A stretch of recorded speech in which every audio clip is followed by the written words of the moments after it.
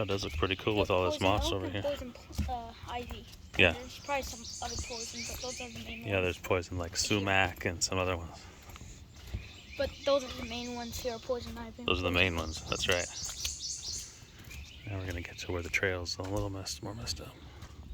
Yeah, this looks like it was probably burned out by the fire. Or, yeah, it looks like it was warped from like a fire or something. Kind of. That's why, I guess. Like we're in a fun house with the floor. Yeah, I think my guess is probably warped out because of the fire. I think just warped from the water and the wind. Tree falling on it. No, not the wind.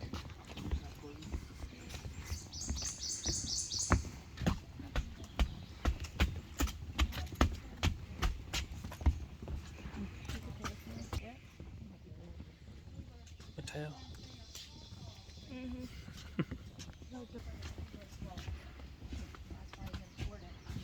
As zebra swallowtails are fairly rare,